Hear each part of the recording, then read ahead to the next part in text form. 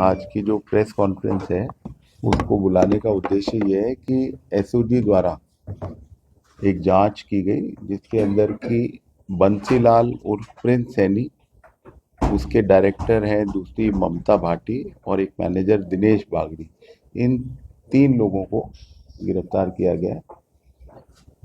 काफ़ी लंबे समय से एक प्रकरण भोपालगढ़ के अंदर और उसके आसपास के क्षेत्रों में चर्चित था, जिसके अंदर की स्कॉर्पियो देने की बात चल रही थी कि 5-6 लाख रुपए के अंदर स्कॉर्पियो को बांटा जाएगा। लगभग 200 स्कॉर्पियो देने की बात थी।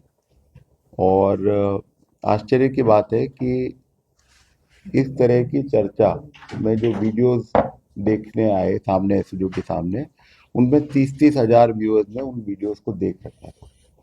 और उस पूरे क्षेत्र में काफ़ी एक तरह से एक डिबेट चल रही थी कि ये ठगी कर रहा है या नहीं कर रहा है, और दूसरी तरफ से दावे हो रहे थे कि ये गाड़ियां बांटेगा।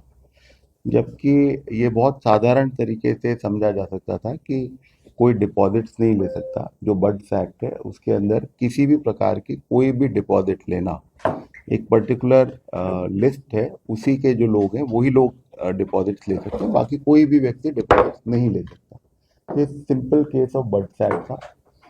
इसके साथ में जो इनके जो अकाउंट में जो पैसे थे और जो इनकी वेबसाइट थी, इनका जो काम करने का तरीका था, उससे बिल्कुल स्पष्ट था कि ये ठगी करने वाले थे। तो जब एसओजी की जांच हुई तो उसमें स्पष्ट था कि प्रिंस सैनी नाम का व्यक्ति जो है वो आम लोगों को ठग रहा है। और इस जांच के पश्चात एसओजी में मुकदमा दर्ज करके इनको गिरफ्तार किया गया है। जिसका काम करने का तरीका था वो ये था कि वो लोगों में विश्वास पैदा कर सके। इसके लिए बड़े बड़े आयोजनों में जाना, स्कूलों में जाना, डोनेशन जैसी चीज़ को सामने भी आई, जो जांच में सारी बात सामने आएगी। और बहुत सारा कैश में काम किया, कोई भी पैसे जो है अकाउंट्स के अंदर नहीं आ रहे थे। और जो लास्ट में अलार्मिंग चीज़ थी वो ये थी कि करीब 2360 रुपए की एक स्कीम चला दी, जिसके अंदर की एक सो कॉल्ड सोशल मीडिया के सर्विसेज का नाम दिया, जबकि वो ना तो वेबसाइट बनी हुई है, ना ऐप बनी हुई है, ना उसका कोई बेस है। और उसके पीछे कोई लॉटरी देना और क्रिप्टो के अंदर देना, टोटल ठगी का कार्यक्रम चल रहा था। और आरंभिक पूछताछ में ये बात आई है कि इसका इरादा था कि कम से कम 30 लाख लोगों तक ये पहुंचे और ठगी के बड़े अमाउंट को ये प्लान कर रहा था। बट एसओजी ने इसका जो अपराध का तरीका था उसका पटाक्षेप करते हुए अब गिरफ्तार किया है। उम्मीद करेंगे कि जो ठगी किए हुए लोग हैं वो अब सामने आएंगे और इसके खिलाफ और ज़्यादा कार्रवाई होगी। एसओजी को कैसे पता चला कि ये व्यक्ति विशेष लोगों के साथ ठगी करने वाला था या उसका प्लान बनाने वाला था, और कितना अमाउंट का इसका वो प्लान था कि मुझे इतना पैसा रिकवर करना लेना है? देखिए, ये मैंने आपको बताया है कि जब हमारे पास ये शिकायत आई तो ये ऑलरेडी वहाँ का काफ़ी चर्चित केस था। ऐसा नहीं था कि किसी को नहीं पता हो। इसका जोर शोर से मीडिया के अंदर प्रचार किया जा रहा था।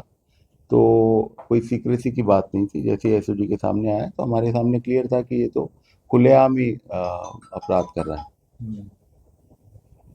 कितने पैसे की है ये सारी चीज़ें जब इन्वेस्टिगेशन होगा तब होगा, बट आप ये मान के चलें करोड़ों रुपए की ठगी तो निश्चित रूप से हुई है। कितना बॉलपार्क फिगर, 200 करोड़, 100 करोड़? देखिए, ये जो सामने आई है बात, लगभग 200 गाड़ियों की बात कह रहे हैं। और 5-6 लाख रुपए, 7 लाख रुपए लोगों से ले रहे हैं। तो आप गुणा कर लीजिए। उसमें भी जो आरंभिक पूछताछ है उसमें आई है कि लोगों ने 6 लाख रुपए से भी ज़्यादा, कई लोगों ने 25-25 लाख रुपए भी दिए हैं।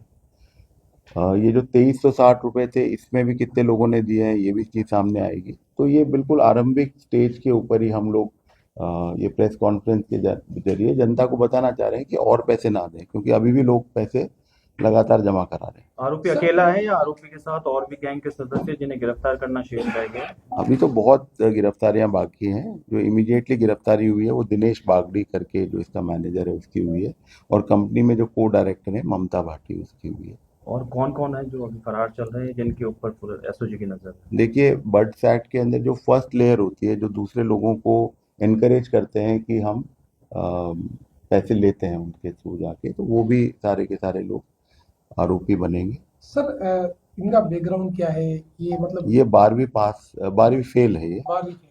12वीं फेल है ये। इससे पहले भी इस तरह की कोई स्कीम चलाने की इसके बारे में जानकारी आई है। सर कोई मुकदमा वगैरह इनके खिलाफ पहले भी दर्ज हो चुके हैं इस अभी तरह के? मुकदमा अभी भी रिसेंटली दर्ज हुआ था, पहले भी दर्ज हुआ था, तो कुछ मुकदमे दर्ज हुए हैं, क्रिमिनल रिकॉर्ड है। इनकी मॉडस ऑपरेंडी क्या थी, कैसे ये लोगों को बताते थे कि इतने कम पैसे में ये व्हीकल प्रोवाइड करा रहे हैं? इनकी मोडस ऑपरेंडी ये थी कि इन्होंने ये भ्रमजाल फैलाया है कि इन्होंने अपने बिजनेस मॉडल से बहुत ज़्यादा पैसा कमा लिया है, और जो लोगों ने कैपिटल रेज करने में या कंपनी की सहायता करी, उनको ये फायदे के रूप में या एक रिवॉर्ड के रूप में इतना एक स्कॉर्पियो देंगे।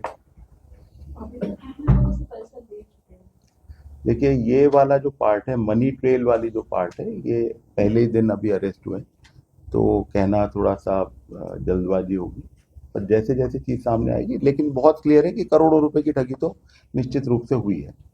तो ये कितने लोग थे जो इस पूरे काम में लगे हुए थे?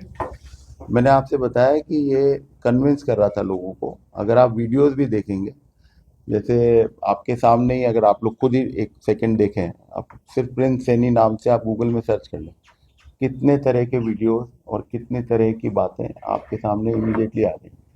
आप इनकी एक वेबसाइट देखेंगे, harvestAItechnology.com करके, इतनी बहुत ही साधारण सी वेबसाइट है। उसमें एक विदेशी नाम चेहरे के साथ में एक मैनेजर दिखा रखा है, उसके लिंक्स भी काम नहीं कर रहे हैं। ये बहुत ही साधारण वेबसाइट, और उसके बेसिस पे एआई का नाम यूज कर कर, तो ये कि एआई भी एक ऐसा एलिमेंट है जो कि आज की तारीख में ठगी के रूप में लोगों को लुभावित करता है कि साहब एआई का कुछ कर रहे हैं। आप लोगों ने सो मोटो